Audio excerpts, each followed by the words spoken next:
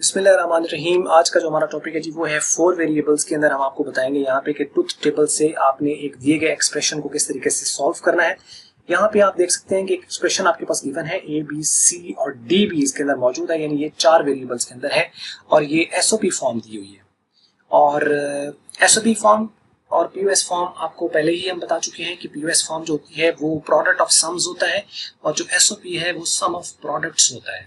अब इसके अंदर डिफरेंस पहले हम देख चुके हैं, लेकिन यहाँ पे मैं आपको एक बात ये बताना चाहूंगा कि जो एसओपी फॉर्म होती है उसके अंदर वन इवेल्युएशन जो भी आपको एक्सप्रेशन दिया गया होता है ना एसओपी, उसके अंदर वन आने के चांसेस ज्यादा होते हैं। जैसे आप ये देखें कि इसके अंदर बहुत सारे जीरो आए लेकिन सारों का आंसर यहाँ पे वन आया है।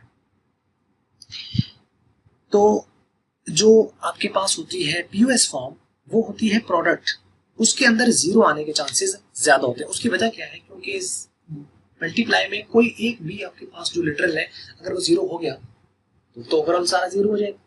और सम के अंदर अगर आपके पास कोई एक भी प्लस हुआ तो वन आने के चांसेस है, यानी एक भी अगर आपके पास वहां पे प्लस वन हो रहा होगा तो वहां पे वन आने के चांसेस ज्यादा होते हैं।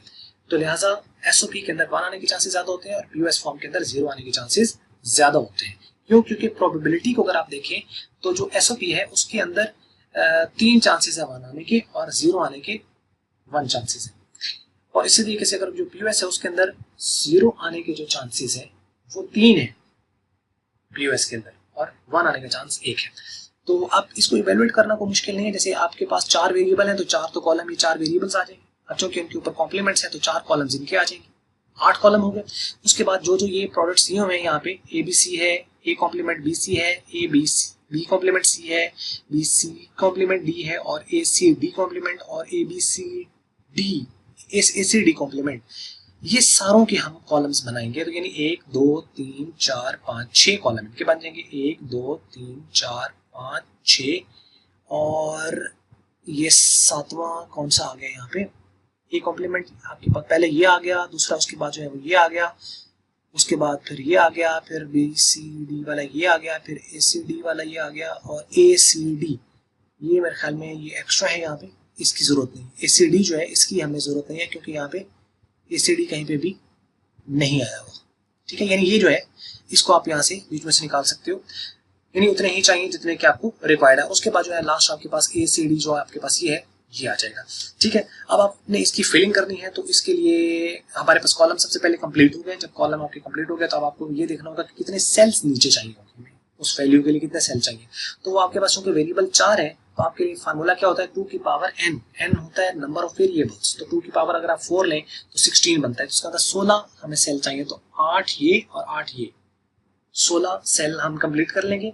उसकी अब फिलिंग कैसे करनी होती है? अगर आपके पास चार वेरिएबल्स हो तो पहले 8 सेल के अंदर जीरो और अगले 8 सेल के अंदर वन होगा।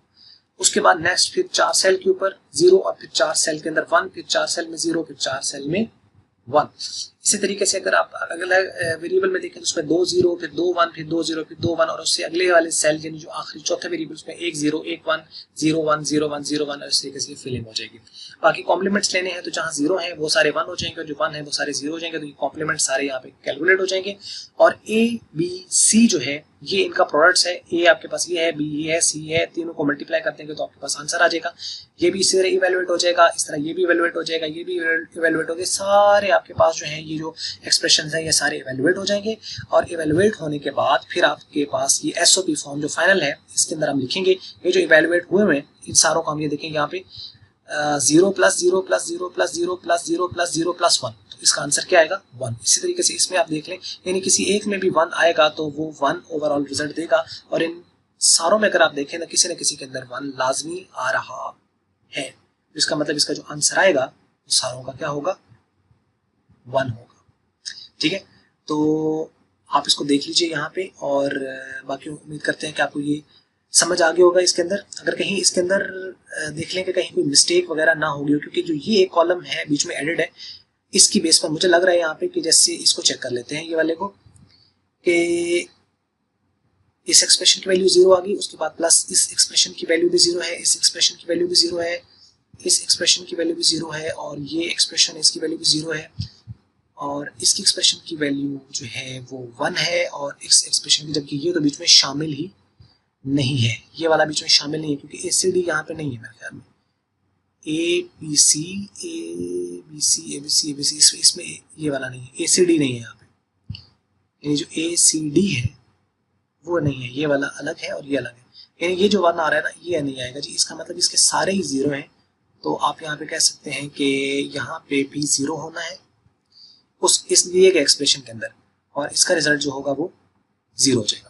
ठीक है, इस तरीके से मजीद भी आप देख लेना कि अगर इसमें कहीं कोई प्रॉब्लम वगैरह आ रहा है तो आप उसको हाईलाइट कर दीजिएगा ताकि उसको फिर मजीद करेक्ट किया जा सके, क्योंकि ये जो कॉलम है ये मेरे से एक्स्ट्रा यहाँ पे जो है वो ऐड हो गया है जिसकी जरूरत यहाँ पर नहीं थी।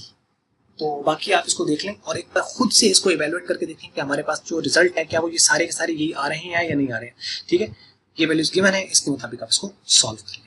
तो ये था आज के हवाले से एक छोटा सा टॉपिक, और उम्मीद करते हैं आपको समझ आया होगा। अगर आपको अच्छा लगा है तो इसको लाइक कर लें और अच्छा नहीं लगा तो इसको डिसलाइक। और वीडियो देखने का हमेशा की तरह आपका बहुत बहुत शुक्रिया।